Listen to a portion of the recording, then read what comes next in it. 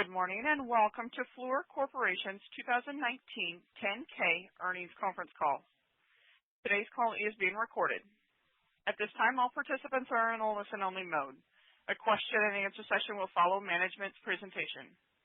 A replay of today's conference will be available at approximately 10:30 a.m. Eastern Time today, accessible on Fluor's website at investor.fluor.com. The web replay will be available for 30 days. A telephone replay will also be available for 7 days through a registration link, also accessible on Fluor's website at investor.fluor.com.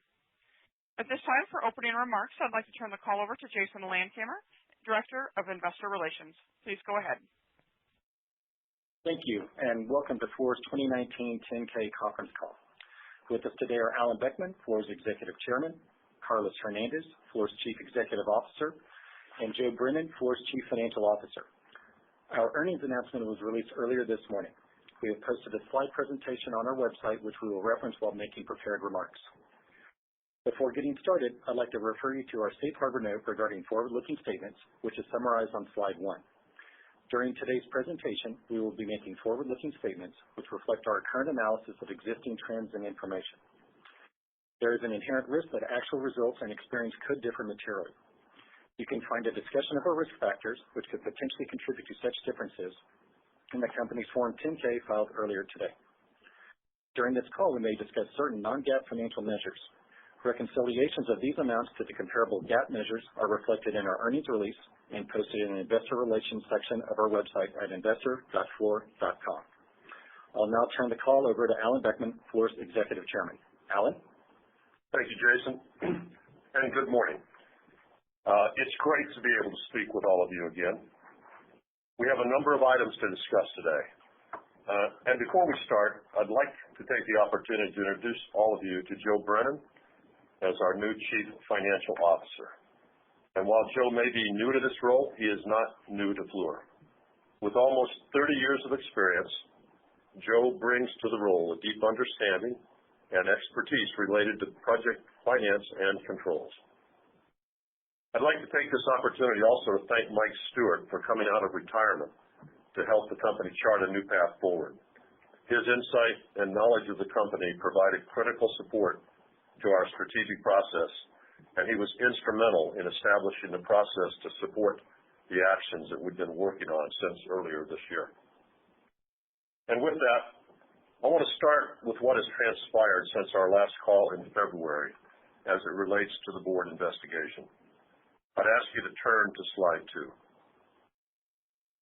With management's recommendation, independent members of the board of directors established a special committee to complete a review on the accounting and financial reporting for the Radford project and a number of additional projects. The special committee, along with its independent external advisors and financial experts, have been working throughout the pandemic to complete these reviews and put us in position to file our audited financial statements. This committee determined the scope of its review and had full access to the company's personnel and documentation. This investigation included document collection and interviews across all Fluor EPC segments, both domestic and international. If I could put a finer point on the breadth of the task at hand, we reviewed projects from 2016 to 2019, and they represented the majority of the company's lump sum portfolio based on revenue. It's fair to say that the review was comprehensive and extremely thorough. Consistent with my own comments in February of 2020, the review concluded that the errors were related to the timing of charges and revenue and not the magnitude. To correct for this, the company has restated its financial results for the years 2016 through 2018 and for each of the interim quarterly periods previously issued for 2018 and 2019 to reflect the underlying performance of the Radford project. I would refer you to the 10K for a full explanation as it relates to this project. And in addition to the restatement on Radford, we also identified several other errors that were quantitatively immaterial but that were also corrected in the restatement. In addition to the restated amounts, we also recognized in total a reduction of cumulative pre-tax earnings that were reported through September 30th of 2019 by a total of $3.8 million. Please turn to slide 3. As a result of this investigation, we determined that we had material weaknesses in our internal controls over financial reporting. In response, the company has begun to implement a remediation plan to address these weaknesses. This plan includes personnel actions up to and including separations for personnel involved in projects associated with material weaknesses, additional monitoring procedures to help ensure policies and procedures are consistently followed at the project level, improved guidance on project forecasting principles, including the assessment of variable consideration at the project level, new tools and templates to standardize documentation and reporting, and lastly, improved and enhanced training on required policies and procedures, including our code of conduct and our process for elevating concerns.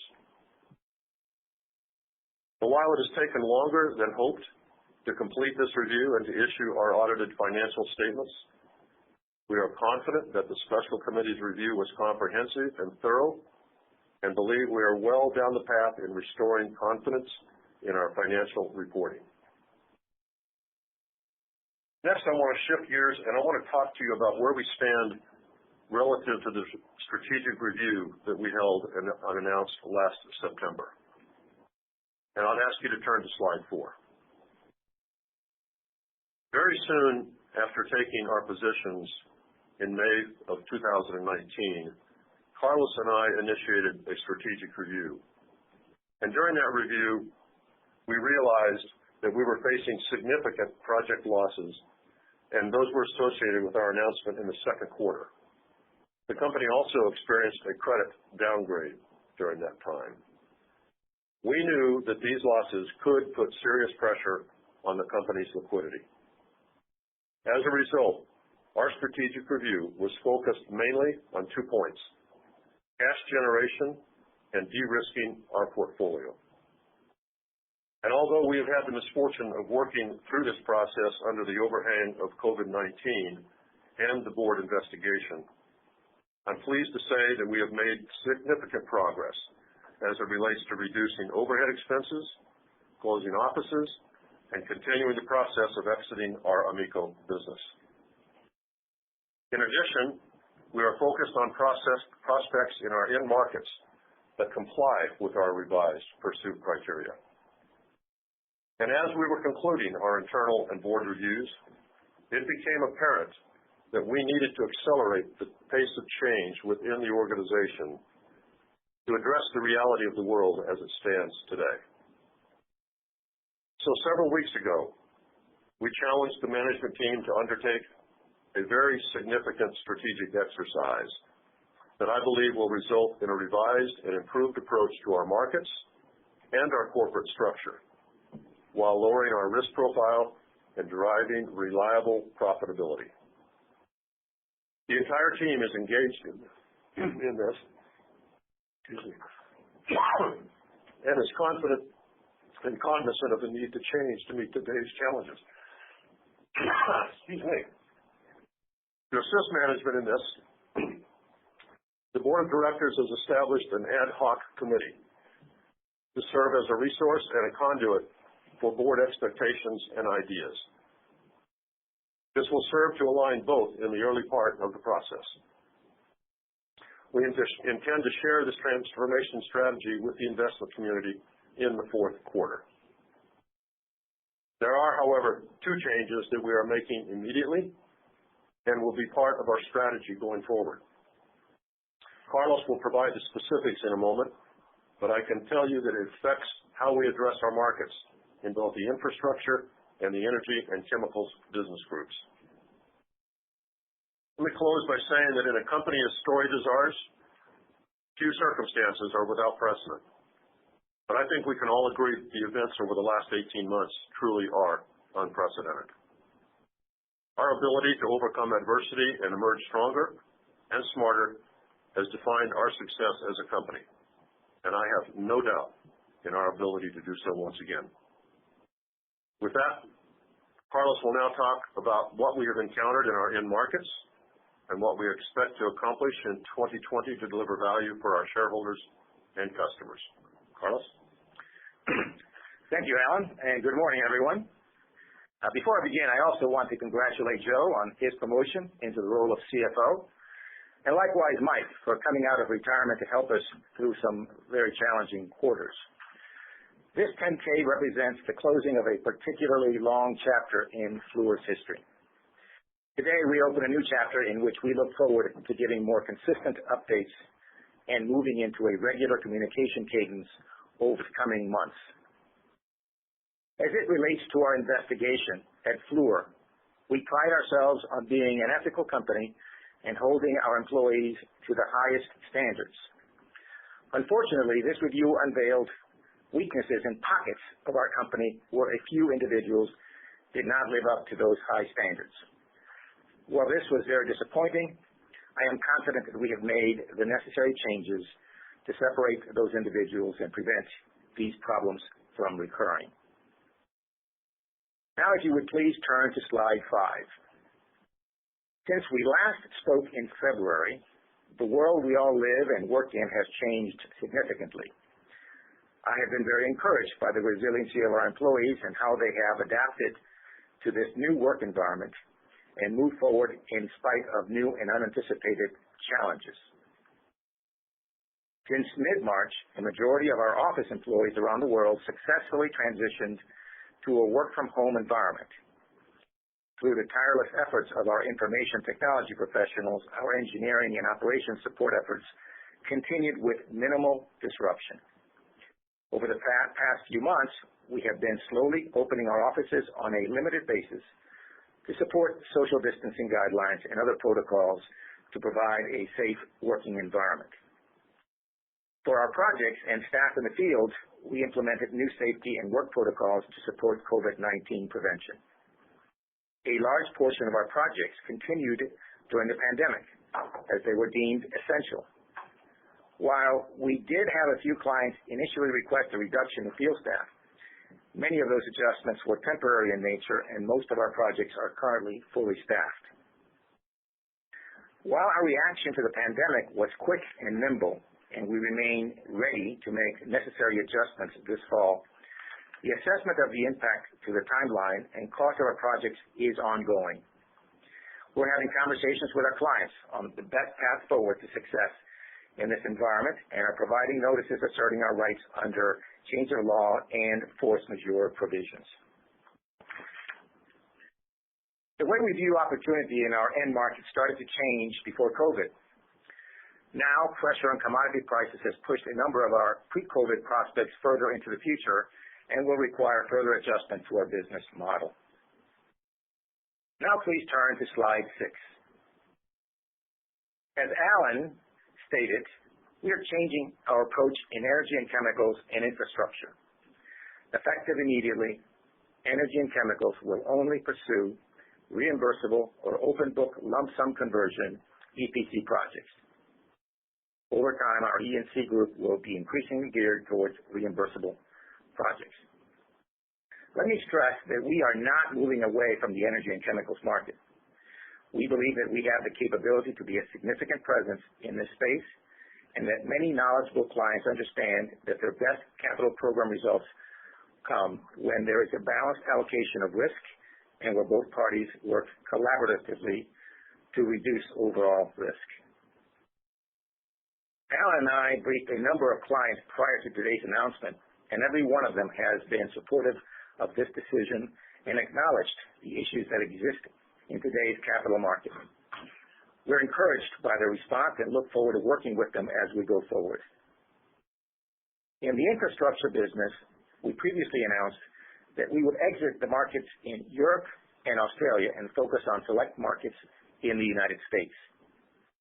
We are further refining our approach to this market and will no longer pursue large-scale projects for clients where there is a history of onerous contractual terms and inadequate program management. As with energy and chemicals, we believe that the infrastructure business offers significant opportunities to us to be successful and deliver consistent profitability, but only under proper circumstances. Competition on lump sum projects drives a number of unintended consequences and creates a transactional market. In the past several years, this transactional process has disproportionately moved risk to the contractor's side of the equation. The result has been an industry-wide destruction of value. Before I hand the call over to Joe for a financial update, I want to highlight a few projects and provide some commentary around what we are seeing across our businesses from our clients, and also talk about some of the prospects we are tracking in the next 12 months. If you would now please turn to slide 7. Up in Kitimat, our LNG Canada project is moving forward, albeit impacted by COVID-19, change of law, and force majeure events. In keeping with the local regulations, we had a considerable workforce reduction in mid-March, but worked with the provincial government's multi-phase restart plan to resume activities. We're pleased to report that our workforce is now back where it was before the drawdown, and we expect to increase it to 2,500 on site by the end of 2020. We believe that we are able to do this safely and with continued focus on minimizing infections. We have strong regulations in place around travel to and from the site. We're opening our Cedar Valley Lodge on-site lodging in phases, which will allow our workforce to stay on-site and have housing, lodging, meals, entertainment, healthcare, and other needs all met in one location. Currently, Cedar Valley Lodge can accommodate up to 1,500 workers, with a plan to add another 1,500 beds by year-end and be fully operational with a maximum occupancy for 4,500 during the first quarter of 2021. Safety is and has always been a top priority at Fluor, and actual occupancy will be dependent on government regulations and restrictions with respect to social distancing.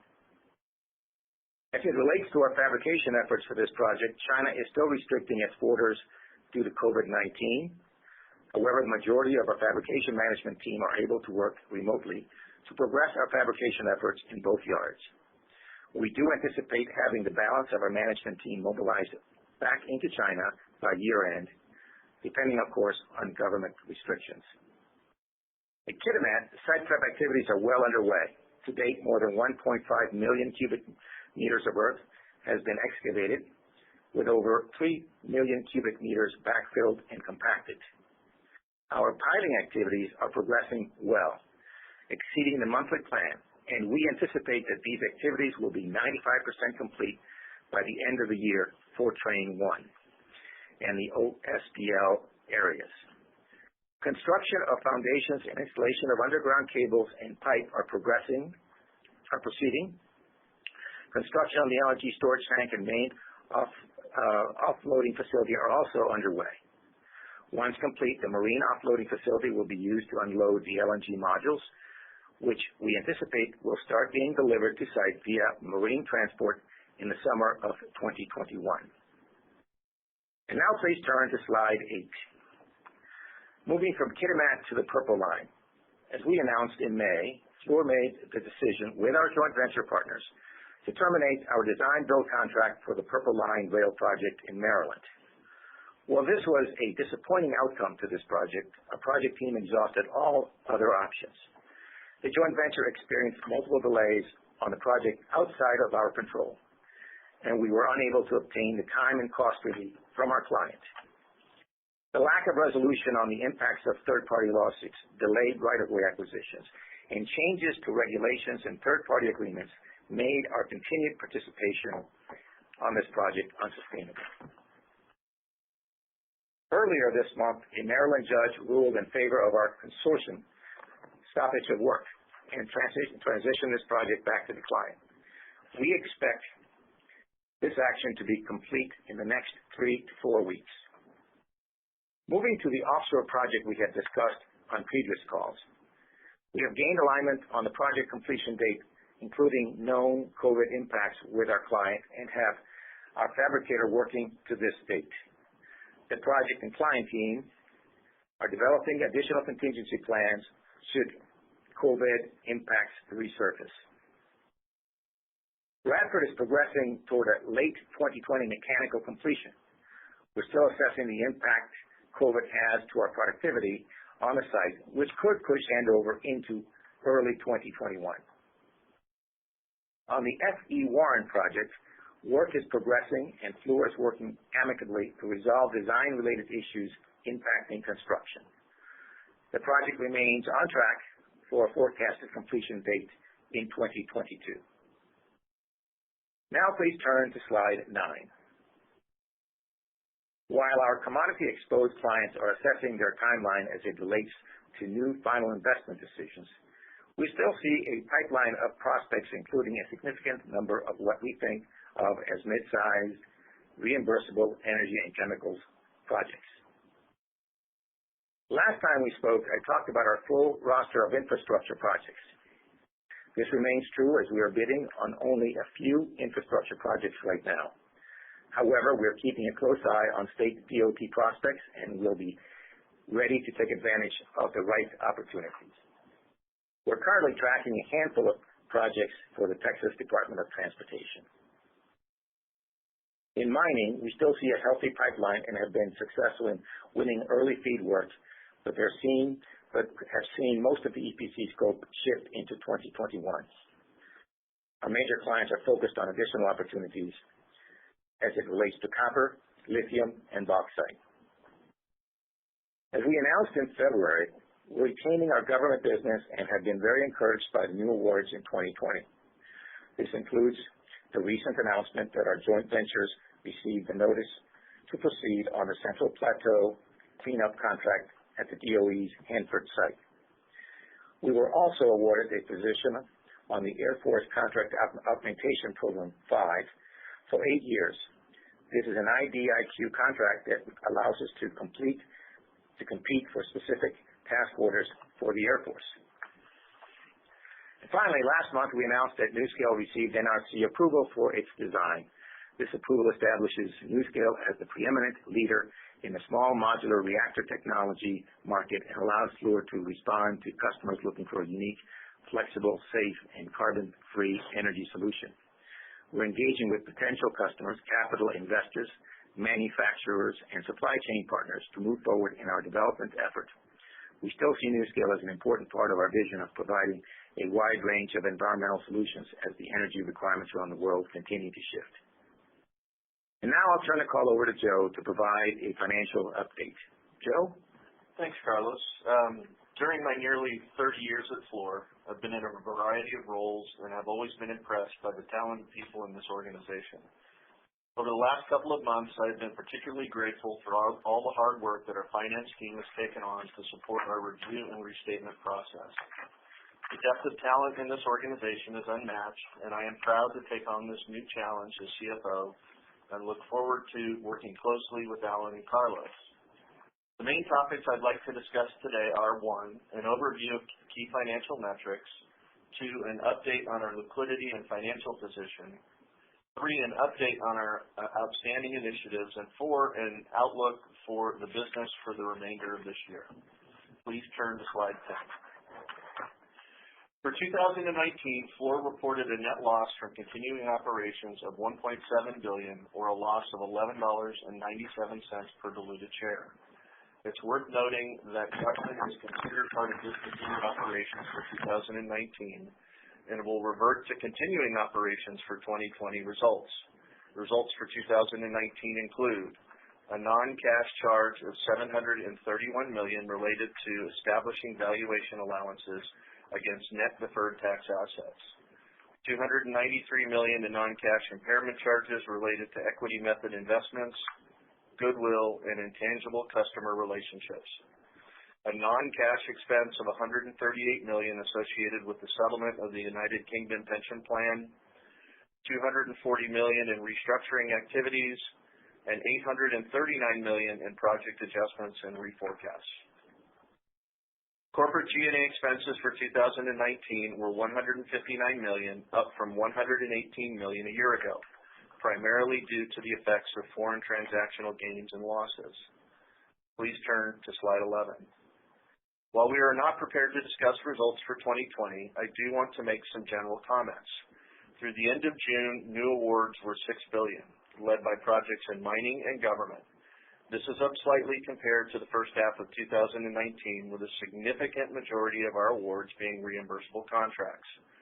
Preliminary revenue for the first 6 months was approximately $8 billion, including the government group, which is down compared to the first half of 2019. Cash balance at the end of August was $2.1 billion, and our available domestic cash balance represents 35% of total cash. As noted in our 8K earlier this month, we decided to undertake an interim impairment test due to a steep decline in commodity prices and the impact of COVID-19 in Q1 2020. As a result of these impairment tests, we anticipate a non-cash impairment of approximately $450 to $475 million in Q1 related to the impairment of goodwill, intangibles, equity method investments, assets held for sale, and other equipment, as well as losses associated with reserves for changes in client credit risk. While we do not anticipate additional impairments outside of these charges, we have yet to see the full impact of COVID-19 on our business, and the need for other balance sheet adjustments may arise. Moving to capital structure and liquidity, we continue to believe that we have ample liquidity to meet the demands of current projects and future prospects. Since the last call, Fluor was downgraded to a non-investment rating by Moody's. While this was unfortunate and counter to the actions we are taking to stabilize and improve our credit rating over time, it did not have a significant impact to our operations. I also want to point out that we have amended our credit agreement to allow us to complete our filings by December 31st. In early August, we received a notice from the trustee as it relates to the timely submission of financial statements for our bonds. While the filing of our 10K and our expectations as it relates to the timing of the subsequent 10Q, we intend to be compliant before the end of the cure period. Before I discuss our outlook, I want to provide an update on a few of the financial initiatives that were addressed on the strategic review call last year. In 2020, we have continued the process of monetizing our investment in AMECO, our equipment rental business. In the past few months, we sold our operations in Jamaica, closed operations in Mexico, and sold the equipment rental business owned by Stork. As for the remaining AMECO business, we received bids last month and expect to make an announcement on next steps in the near future. We are continuing to progress on reducing overhead expenses across the organization. We have accelerated our cost reductions post-COVID and expect to exceed our previously disclosed run rate of $100 million in annual savings by the fourth quarter of this year. While our initiatives around P3 monetization and real estate have proceeded slower than expected this year, they remain important contributors to enhancing our cash position. Please turn to slide 10. Since our last call in February, we have experienced a significant shift in our end markets. As a result, we feel it is prudent to suspend our guidance for 2020. I know the importance of guidance to our investors, and I look forward to providing 2021 guidance after we file our 2020 10K. Here's what you can expect over the next few months. We expect to file Q1 2020 results within the next month, followed approximately 4 weeks later by Q2 2020 with Q3 results, approximately 4 weeks after that. We will host our next call with the investment community in conjunction with the release of our Q3 results. As previously mentioned, our cash balance at the end of August was $2.1 billion. I expect that cash balance to remain around that level through the end of 2020. This includes cash needed to fund problem projects. Fluor has adequate liquidity to meet all operational and project needs and has no amount drawn on the revolving loans under its credit facilities. Before we open the call for questions, I want to remind you all that we are only able to talk about financial results from 2019. We are working to get current on our financials and look forward to discussing 2020 when we close the books for those quarters in the coming months. With that, operator, we're ready to take questions. Thank you. If you would like to ask a question, you may signal by pressing *1 on your telephone keypad. If you're using a speakerphone, please make sure your mute function is turned off to allow your signal to reach our equipment. Once again, *1 for questions. We'll go first to Jamie Cook with Credit Suisse. Hi, good morning. Good to hear from you guys finally. I guess a couple of questions. One, just the announcement that you will no longer be pursuing fixed price competitive energy and chemical projects. I guess just to take it sort of a step further, why even consider open book lump sum projects, and why aren't we considering exiting fixed price work in the segments outside of energy and chemicals? Just sort of given the problems that we've had in infrastructure, power, or even within government on lump sum projects. And then my second question, Joe, congrats on the CFO role. Two questions to you. What are the metrics as a CFO that you are going to use to sort of evaluate Fluor's project relative to how prior CFOs looked at the business, whether it's more of a return metric or backlog or earnings, et cetera? And then my second question, just based on the commentary with regards to what you said about cash flow through year end, and that assumes, funding problem projects, et cetera. Can you just give some more parameters around what you're assuming with, sort of the negatives and positives associated with cash flow, in particular funding problem projects? Thanks. Jamie, good hearing your voice again. Good talking to you again. With respect to lump sum fixed price projects, as we said, we're only going to be negotiating those in energy and chemicals. We're not going to bid against anybody, and our clients are receptive to that.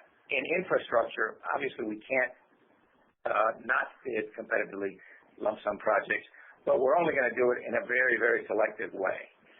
We're still dealing with legacy of infrastructure projects, and we announced some charges on those projects.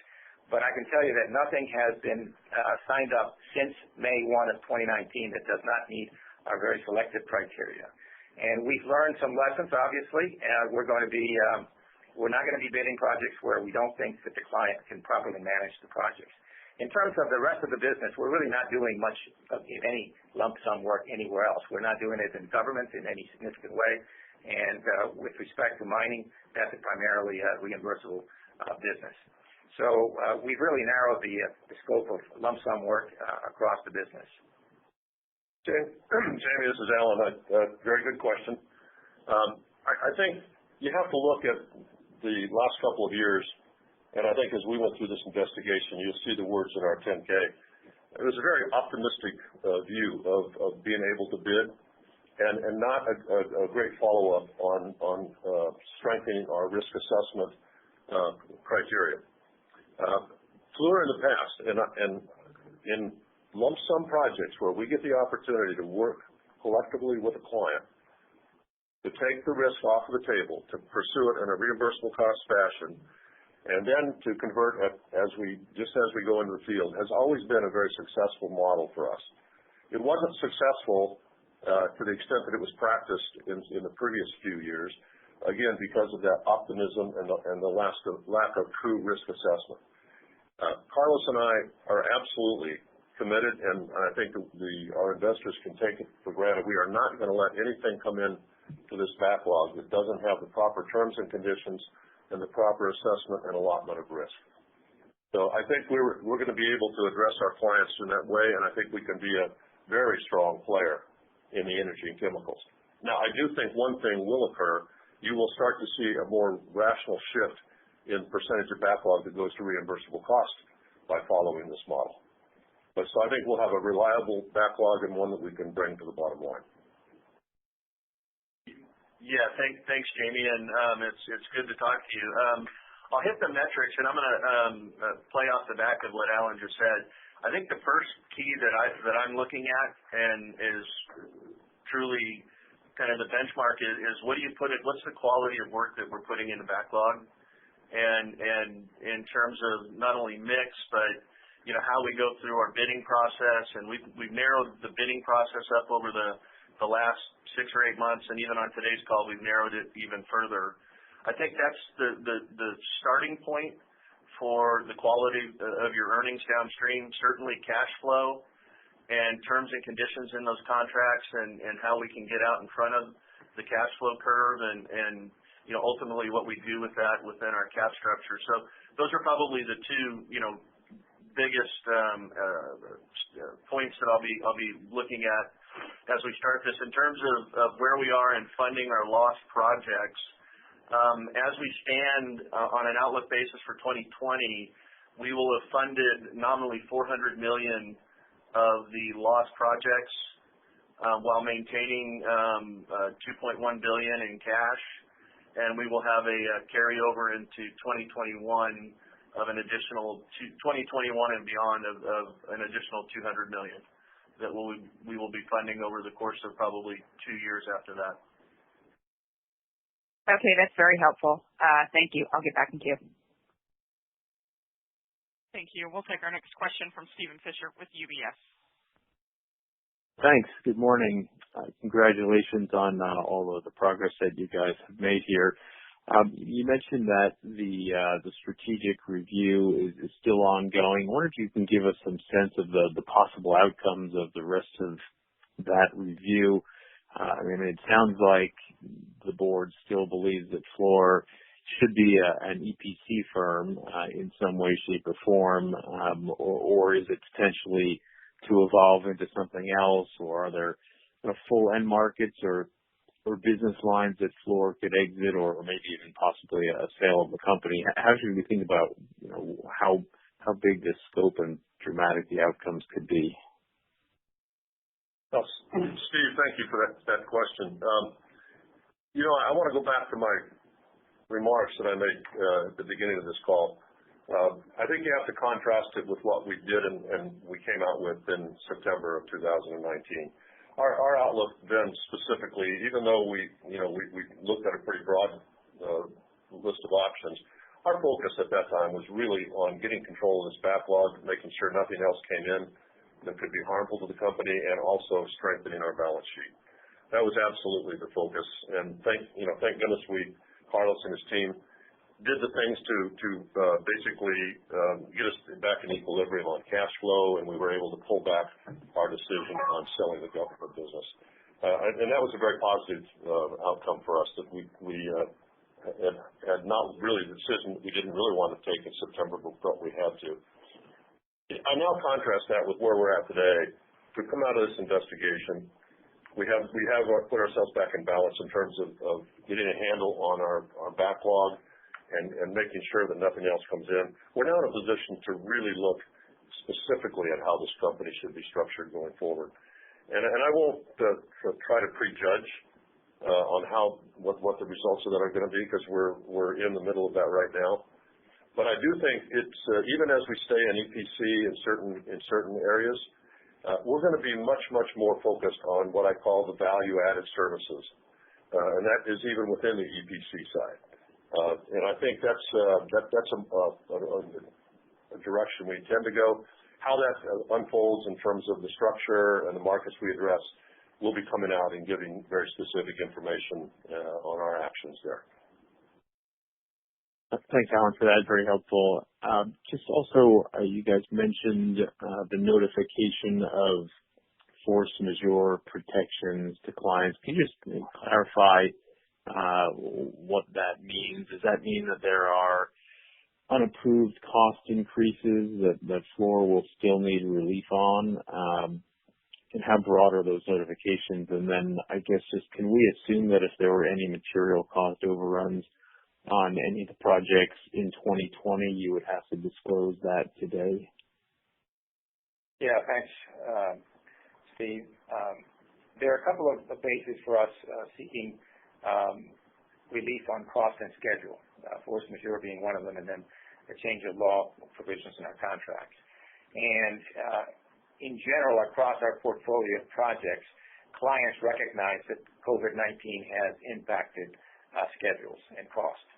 And for the most part, we're in discussions with clients on how to assess the impacts. And the impacts are not quickly and easily assessed. They have knock-on effects down the line with the schedule.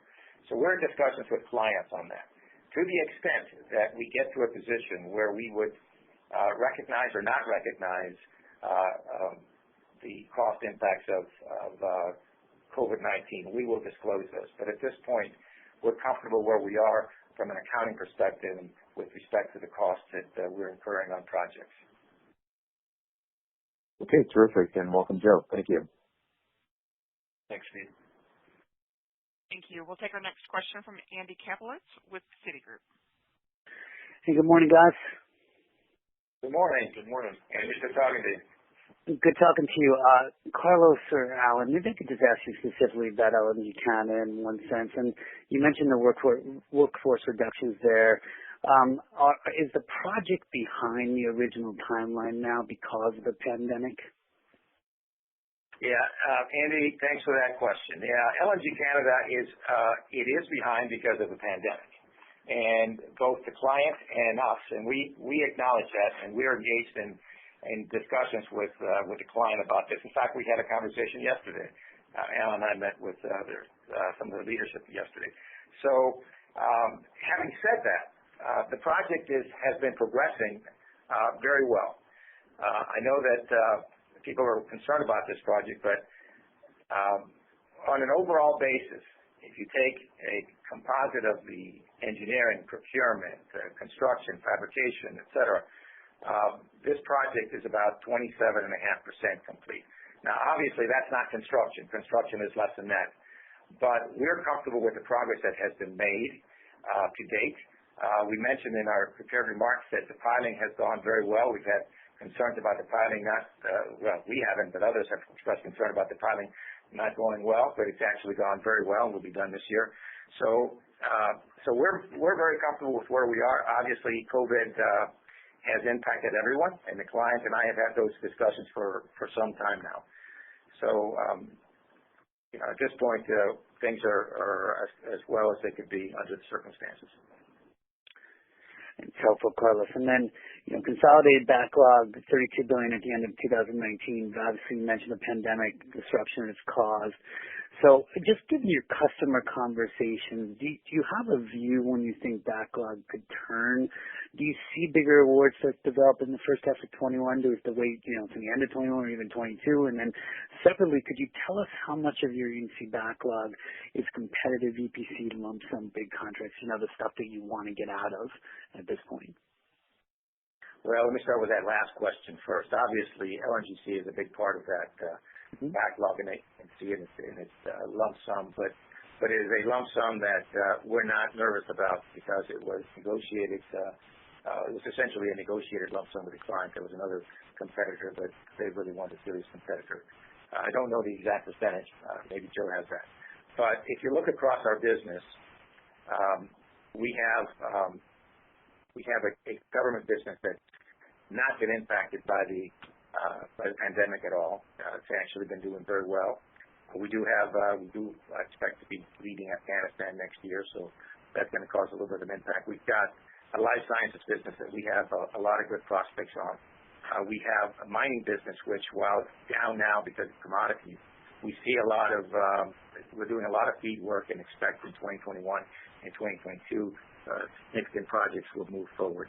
In energy and chemicals, our conversations with our clients are such, and obviously this is not a surprise, oil prices being where they are and what's happened to that industry, they're being very, very selective and things have pushed out for sure. But the people that we speak to are still telling us that they have significant capital projects planned and will be pursuing those in 2021, 2022. So overall, I think our prospects are very reasonable given where we are in the markets that we're serving, and we're optimistic that in some of these we're going to be doing. We're going to have some growth opportunities with government, life sciences, and mining. Andy, to one point of your question, with respect to the projects that are still in our backlog that were competitive lump sum. Really, with the exception of LNGC, all of the ones that have been problem projects were competitively bid. And that will be, as I said, that's a practice we will no longer be entering into. And Joe, could I just ask you one follow-up revenue disclosure that you had for the first half of the year. Can you tell us how much lower Q2 was than Q1? Given we know there are project stoppages in Q2, so it would be helpful to understand the run rate going into the pandemic, if you may. Andy, we missed the first part of your question. Just what? Yeah, you disclosed the for the year billion. Curious as to Q2 versus Q1, if you could disclose that, because obviously project stoppages must have impacted Q2 significantly more than Q1.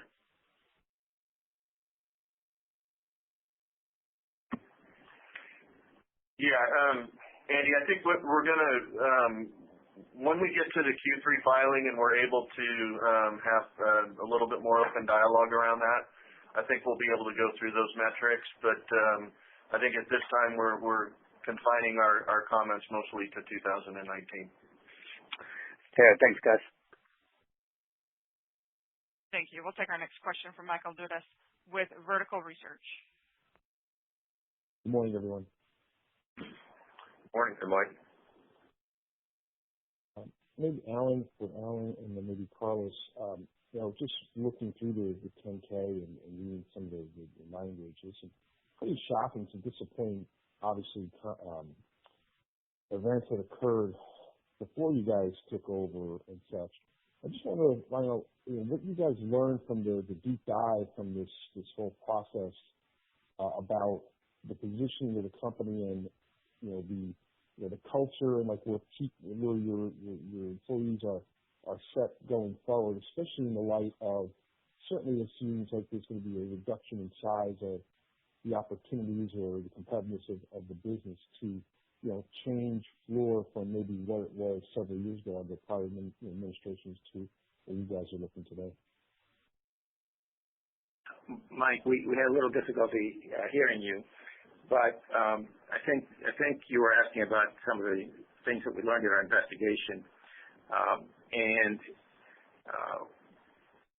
what's clear is that during the last 5 or 6 years, we, as well as others in the industry, have been pursuing a growth strategy, and in an increasingly risky environment, and we were unrealistically optimistic in our pursuit and the way we chase projects to win. That clearly has changed. We're going to be very objective and realistic with our criteria.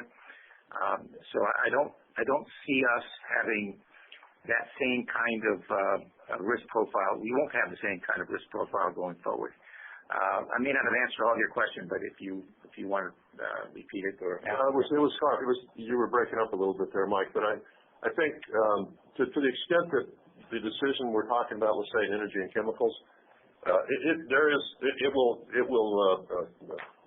reduce our addressable market somewhat. But that's actually, I see that as a very good thing.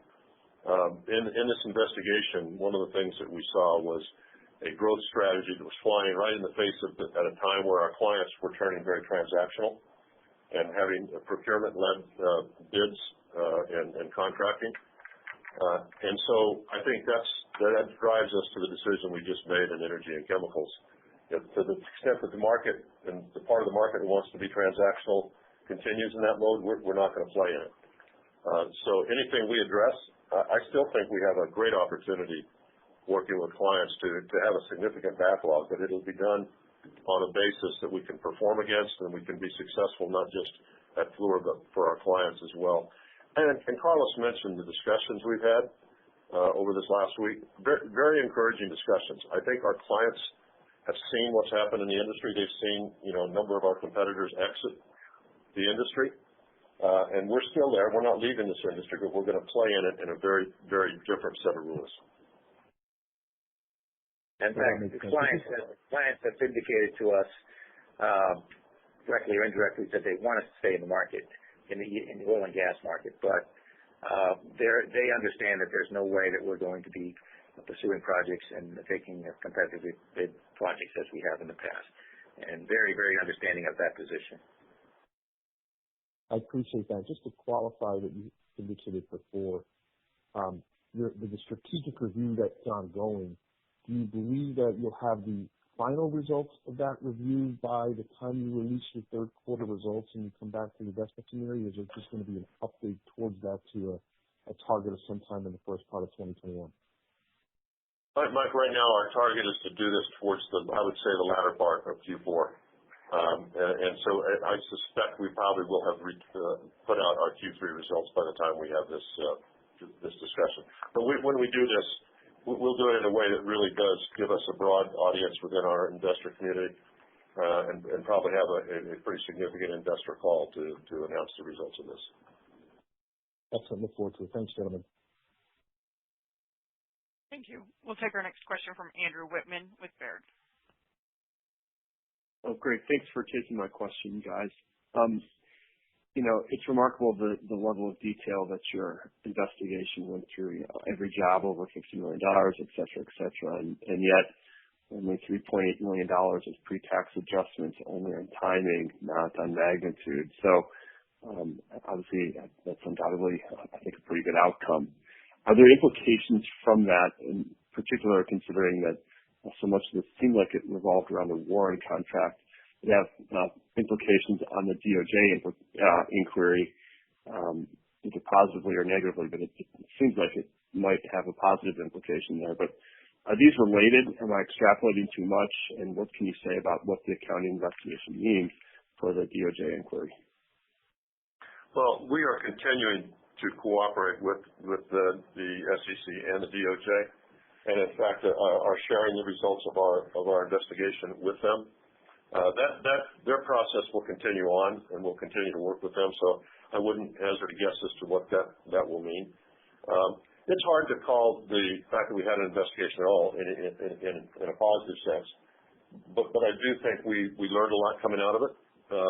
I think in addition to the restatements, the material weaknesses, we have learned some things that I think strengthen our controls and make them even stronger.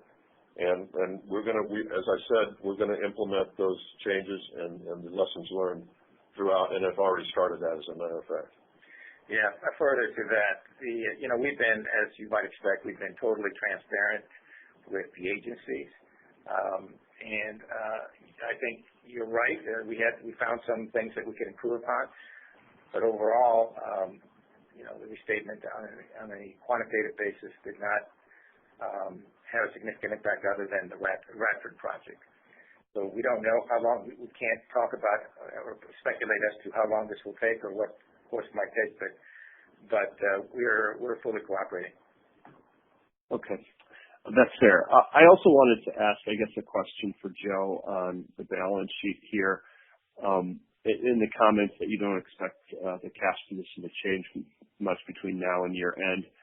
Is that inclusive of the assets that you have for sale, or would any of the assets, the Amico portions that you still have, or the PPPs, or the real estate that you're looking at potentially exiting here, would that be a positive cash impact between now and year end, or how to think about that? And if you could, is there something at least on the balance sheet that you could point to for the value of the PPPs, or the potential capital that you could raise from all of these sales, just so that we can get a new perspective? Previously, obviously, the company talked about, over $1 billion, and it was government and Amico.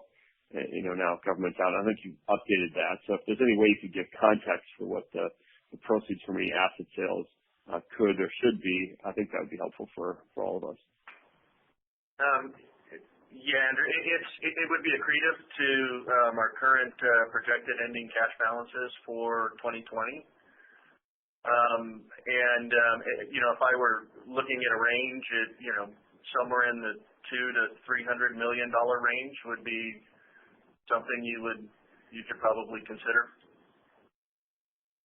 That's super helpful. I wanted to ask one last question here, just regarding the fact that you guys have been adjusting your cost structure in line with the new business opportunities, and understanding that there are some of these loss-making contracts that are flowing through at zero margin today. But as those run off over the course of the next couple of years, do you feel like, Carlos, that the cost structure at Fluor is in a position to deliver margins back when Fluor was executing more efficiently and in line with the company's goals, and I guess EBITDA margins were more in the 4 to 6% range. I mean, is the new revenue base and the new cost structure going to be aligned to deliver at that level of performance, or how should we think about that?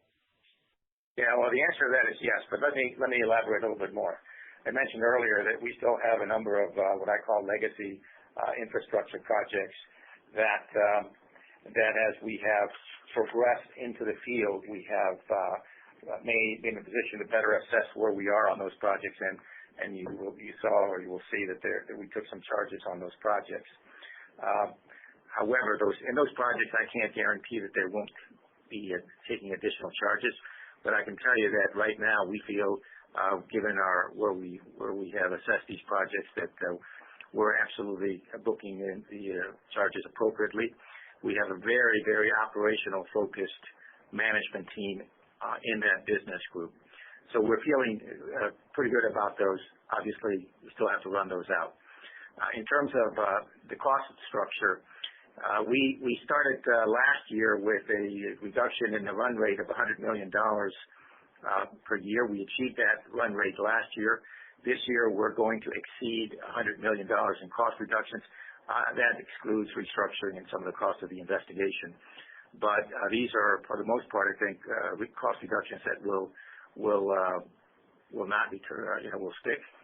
And as part of our strategic plan review, we will also be looking at a bottoms-up cost structure consistent with the way we come out of this review. So I'm very positive about the cost reductions, and that's translated into, among other things, to the very healthy cash balance that we've been able to maintain this year as we have funded some of the lost projects. Great. Thank you very much. Thank you. We'll go next to Sean Eastman with KeyBanc Capital Markets. Hi, team. Thanks for taking my questions. I just wanted to start on the sort of problem project portfolio. The disclosure in the 10K indicated about $1.7 billion of backlog for projects in loss position. Just wanted to get a roundup of or update on how many projects represent that number, how much of that burned in 2020 and how much burns in 2021 and beyond.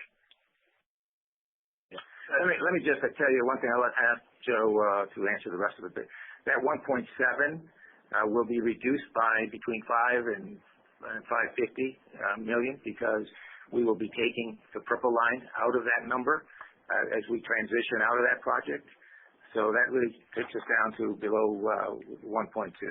Joe, you want to add further? Yeah, Sean, we're looking at approximately 16 projects that make up that total. Excluding purple line now when we take it out in Q3 from backlog. At the end of the day, as I mentioned in the opening question in response to Jamie, we'll probably burn through approximately 400 million of those lost provisions in 2020. We've had some additional losses for Q4, which then puts us in a position where for 21 and beyond we'll be passing another nominally 200 million through our cash flow models for loss provisions as well. Okay, got it. That's helpful. But how many of the projects, how many of these 16 projects will actually be finished in 2020? And how many will complete in 2021 and beyond? That's a good question. I don't know the exact numbers, but many of the projects, number of the 16 have already been completed. Obviously, Purple Line was not one of the 16, but that's going to be out. I think we've got the offshore project that's still being completed. We've got the two government projects that are going to be completed, one late this year and the other one's 2022. And the infrastructure projects that were part of that, they're well along. They're not some of them will be completed this year.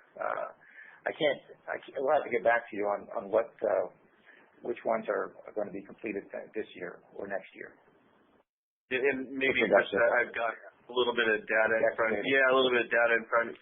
We're looking at about 5 or 6 of the infra projects that still have a tail, and the offshore project, but the other projects relative to power and Radford will essentially be closed out this year, and then we'll have some follow-on work for the Warren project moving into 21. Okay, got it. And maybe from a higher level, just thinking about this, further tightened bid parameter for the E&C segment. I'm just curious, as we stand today, what the bid pipeline looks like within that new philosophy for bidding. I mean, is there, a significant amount of work out there that, you can realistically win under these new parameters? Is there a particular subsector within E&C that we should be, lasered in on where, you see that type of balanced risk profile? And, maybe what does this new bid parameter mean for sort of the go-forward normalized E&C segment margin run rate? Well, first of all, on whether we can win work under this new profile, absolutely. In fact, there are a couple of projects that we converted from, that the clients have agreed to convert from lump sum to reimbursable format. So that's not a concern of ours at this point. In terms of the prospects, prospects in oil and gas are down right now because that's not surprising. So I'm not concerned about our ability to compete in that market. Okay. I appreciate the responses and the time. Thanks very, very much. Thank you. We have time for one final question. We'll go to Michael Feniger with Bank of America. Hey, guys. Yeah, thanks for just squeezing me in. I know this was asked, but can you just help create some buckets of, your cash balance at one point this year was in the 1.7 to 2 billion range, and now it's at 2.1. Can you just give us some buckets of how your cash balance is actually slightly up? I know you're going to try to finish with this range by the end of the year. Just walk us through. You mentioned the $400 million of broken projects that's getting done this year. I think you said something about asset sales. Are there project closeouts? Is there anything else we should kind of keep in mind when we're thinking about that cash balance? And the second question on that is, I think before 2020, we thought $500 million of cash used for these broken projects.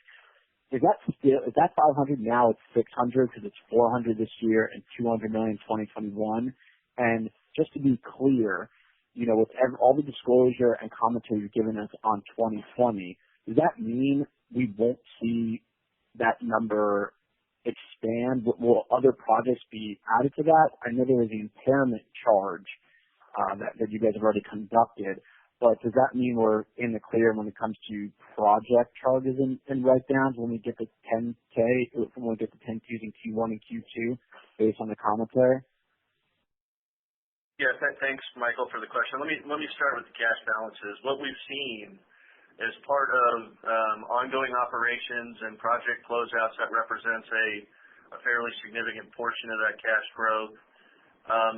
I think the other element of that is the restructuring plan that was initiated towards the beginning of 2019, closure of offices, reduction of footprint, and subleasing has generated a significant amount of cash. I think Carlos alluded to the $100 million, and in my comments as well. That seems to be sticking at the end of the day. And then the sales of certain discrete assets have all contributed to those cash balances. But I think the lion's share of that is just kind of the ongoing operations as we see them today, and the positive cash flow that we're getting out of our non-problem projects. And I think one of the things that's important to note is if we looked at our backlog relative to those problem projects, it only represents 10% of our backlog. right? So we have another 90% of our backlog that is healthy and is generating operating cash flow. In terms of the 500 is what we had mentioned in February. You're correct. In Q4 we had some additional challenges on the infra projects that have and our offshore project that have created some additional cash flow requirements into 2021 and beyond. So that number is at $600 million today. Okay, that's helpful. And then I'm just wondering, Joe. I mean, Mike Stewart mentioned before 2020 he wanted to really double the cash on hand. He wanted to pay down raise $1 billion. I think it was to pay down some debt and double the cash on hand. Now we've had this massive pandemic and commodity downturn. Is there any kind of change in your guys' view of that, on how much cash you guys need on hand? I mean, we just mentioned this $500 million number. The funding target has kind of creeped up to $600 million. And do you need to post additional cash collateral for project guarantees or letters of credit? Anything you kind of shed light on that and how you're viewing that as we go into 2021? Well, no, and it's hard to determine where the pandemic is going to take us at the end of the day. But I think what we had mentioned in one of the previous questions that we received is, we still have other assets that are for sale that are accretive to that current cash balance, which will help balance out cash requirements moving forward and what we do in terms of balancing our capital structure. And if that's buying down some of the debt, we'll take a look at that. But there still are some moving pieces out there that have not been part of our war chest relative to our cash balances. Yeah, Mike, this is Alan. One of the things I think maybe we could leave this conference call with is we are moving out of this troubled backlog. We're processing through these projects, we're completing them, and we're making sure that nothing comes into the backlog that causes us this kind of harm again. So as we go forward, we're going to continue to see, I think, a strengthening cash flow and an overall more positive position for Fluor. That's our goal, and I think you can follow. When we come up with Q3, you can then judge and see how we've done against that. Okay, that's helpful. But we talked a lot about, you disclosed a lot today on 2020, which is really helpful. And and you guys have already kind of shed light on the impairment test. Does that give us actual indication in Q2 on the second quarter? Is there still possibility to see project charges and write-downs when we see the Q1 and Q2 results, or is that kind of already been disclosed as you guys talked about being on target, on schedule so far, progressing well in LNG Canada and some of these projects? And thanks for that question. I can't tell you that there won't be, but I can tell you that we're very comfortable with where we ended up in 2019 on terms of project charges. Okay, that was helpful. All right, guys, thank you. Appreciate your time. That does conclude today's question and answer session. I'd like to turn the call back over to Mr. Hernandez for any additional or closing remarks. Thank you, operator, and thanks to all of you for participating on our call today. 2020 has truly marked an unprecedented chapter for Fluor, as COVID-19 has changed the world we all live and work in. Here at Fluor, we have had to navigate through our internal project reviews, management changes while managing uncertainty in commodity prices. We remain convinced that we are on the right path forward, and once again, we want to thank you, our stakeholders and shareholders, for patiently navigating through these uncertain times with us. We look forward to updating you all again soon with 2020 financials. Greatly appreciate your support of Fluor, and thank you. That concludes today's call. We appreciate your participation.